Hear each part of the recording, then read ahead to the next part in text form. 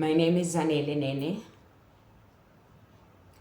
I'm a mother, a single parent at that, and I live with HIV.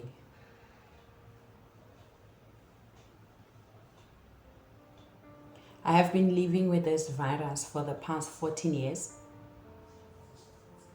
It's been my reality. One would think that being a single parent is a struggle enough. But the truth is, if we do not tell of everything that it comes with, we are still lying. We are lying to ourselves. We're lying to our kids. And our kids deserve this truth.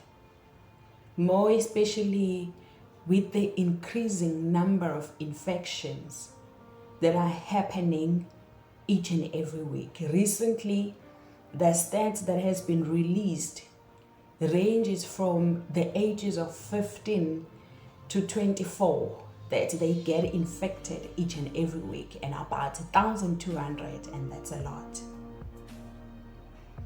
And it dawned to me as a single parent that what can I do in order to make sure that we are as transparent as much as we can as single parents. I grew up in a home where things were not spoken out. Things were not clearly said. They will not be straightforward. I remember when I first started my periods, my grandmother said, Bafana.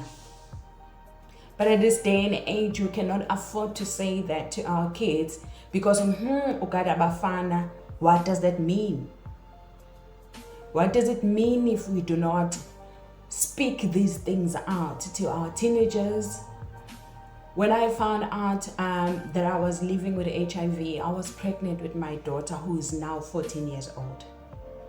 If we do not tell of these stories, my 14-year-old would follow on the stats. What can we do? My solution is to talk, be as honest as I can, be as authentic as I can with my journey and the struggles of being a single parent and the struggles of being a single parent who lives with HIV at that. I was raised by a single parent, a grandmother.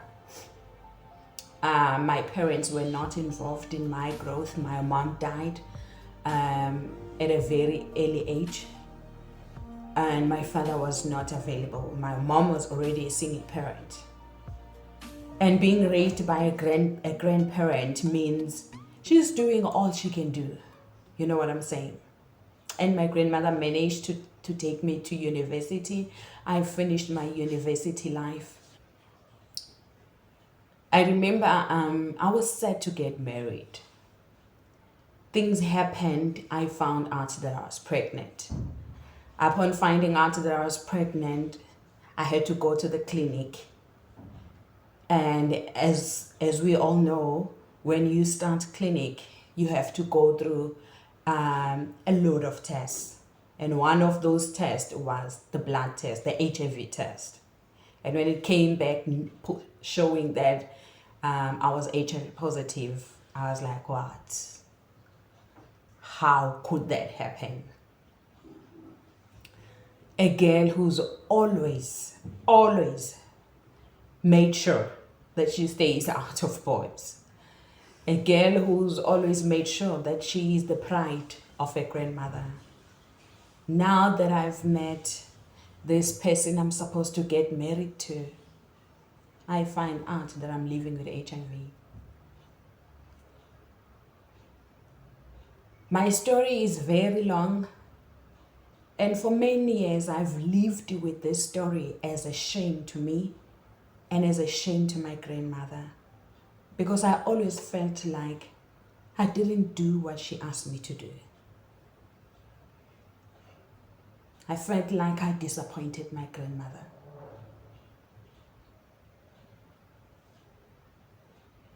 I was young. I made mistakes.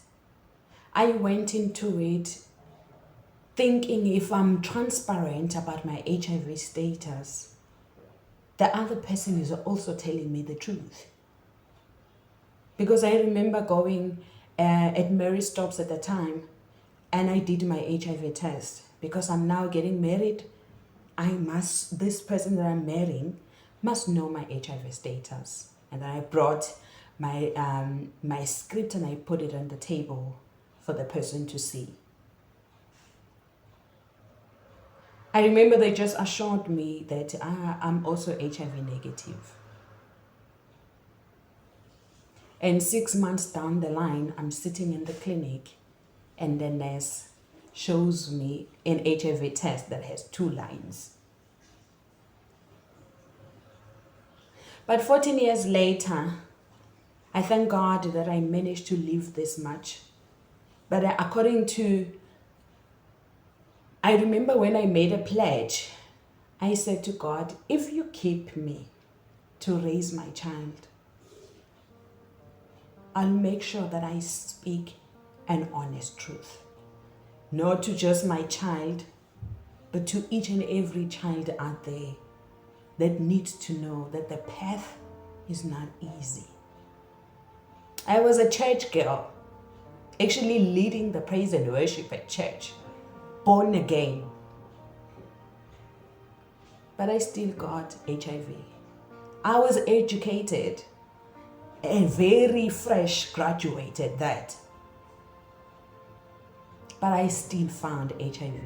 It still located me, still found my address. Up to this age, HIV still has no face. You never know, you can never tell till today that a person is HIV positive until they get tested.